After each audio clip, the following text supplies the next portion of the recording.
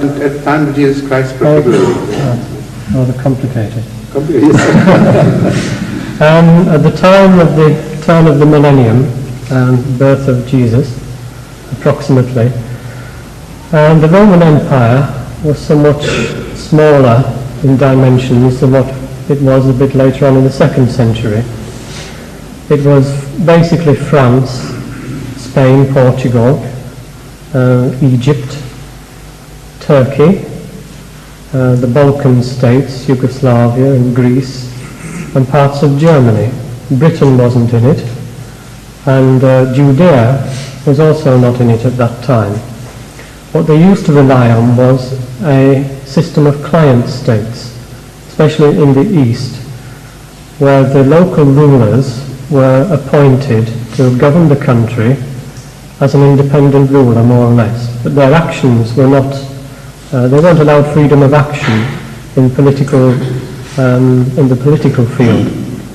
There was one case of Herod the Great, who was the ruler appointed by the Romans for Judea. And on one occasion, shortly before his death, he invaded the Arabs, the Idumeans, to the south. And this provoked an immediate rebuke from the Roman authorities. And Augustus, the emperor, wrote back to him in a very strong letter and said that, look here, you're only the client. You're not allowed any independent action in this political field at all.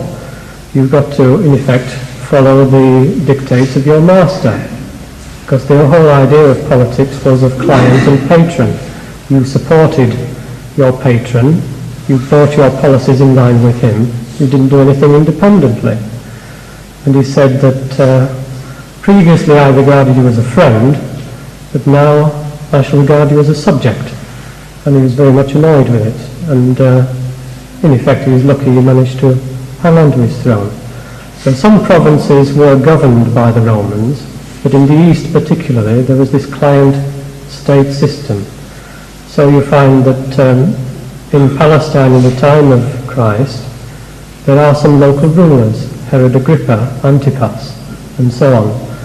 And at the trial he's handed over to these first to be judged, rather than by the Roman procurator in Judea, because these were the local rulers for administration. Now describe Judea to us a bit more, please. Because most of us don't know much about Judea. And that's important in religious history.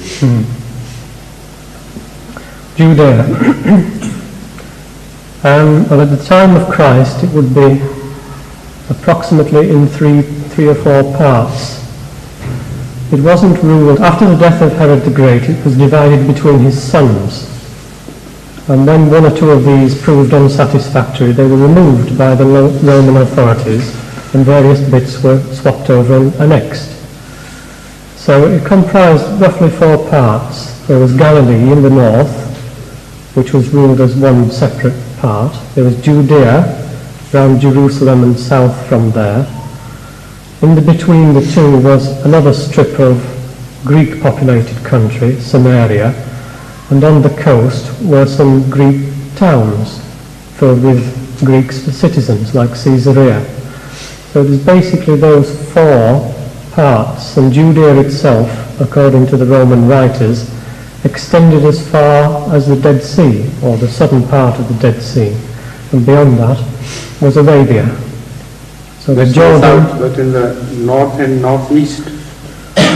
The northern part to Iraq, for instance, no. Galilee, it was only up to Galilee, which was Lebanon, south of Lebanon nowadays. The northernmost point. Yes, and the eastern boundary would be the River Jordan. Yes, sir.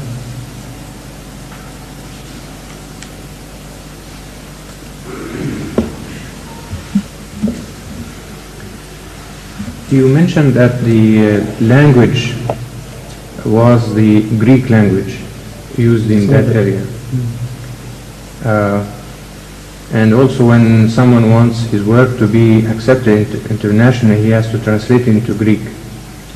And that's what some of the Jews have done with the with the Bible when it was translated into the Septuagint. But it was resented by the Jews, as many Muslims resented also the translation of the Holy Quran into other languages. My question is, what was the language of the majority of the people in time of Jesus? And what was the language that Jesus spoke? Because in my discussion with many Christians, they claim that the language was Greek at that time, and that Jesus also spoke Greek language. And how we can explain the existence of Hebrew words among the words which Jesus used as it is mentioned in the New Testament today. You're talking of Judea, I suppose, language as spoken in Judea. Yes.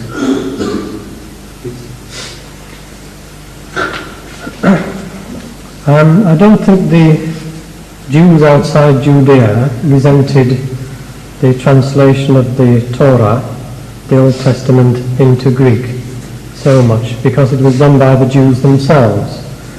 In Alexandria mainly is when the Septuagint was translated. This was done because the Jews living outside Judea had lost the ability to read the scriptures in their own language, in Hebrew, and they had been assimilated to some extent by the Greek population. Therefore, to read the scriptures, they had to translate them into Greek. Now, the language in Judea was basically approximately three languages mainly. The Hebrew was reserved for only a small minority, and this was the main bone of contention, that the scriptures were in Hebrew, but they were only read by a few. So the Pharisees and the scribes and the Sadducees could read the Hebrew, and their job was to explain it to the native population, because they couldn't. Similarly to the Malvis or whatever today, but they have to explain it. If they take the text in Arabic, sometimes you find that on the khutbahs on Friday they're speaking Arabic, and they sometimes do or sometimes don't bother to explain it. So this put them in a position of power, and of course, being the ones who were giving the meaning, nobody was going to contradict them that they were wrong in that meaning, because the others couldn't understand it. Now, there was also the Greek language spoken in Judea, mainly by the civil authority and by the townspeople. The main language in the towns was Greek, or what was in effect Aramaic. Throughout the whole of that region, which had been under the Persian Empire for some time, and then later under the Greeks themselves, the official language was Aramaic, which was the Persian language. So most of the population, unless they spoke Greek, would have spoken Aramaic. And probably the language of Christ or Jesus would have been Aramaic. Maybe or maybe not, I don't know whether he did speak Greek or not. I can't think of any indication to find out. But he would have spoken Hebrew and also Aramaic. Does that answer the question? Or have you got another one? Plus, I suppose. Also answered some. Oh, I see. He looks a bit dissatisfied now. Is that approximately what you meant? Not all, perhaps, sir? Yes. What is it you want to know more about it? About the, how do you explain the presence of the Hebrew words? Well, I think he has, hasn't he? The point is, at the end he said, the situation there was just like the situation of the Maulvis today. The language they speak ordinarily is not Arabic, but they speak the language of the country where they live. Yet they know Arabic, and sometimes they address people in the Arabic because this is the religious language they know. But when they have to explain things, they explain in their languages using making ample use of the Arabic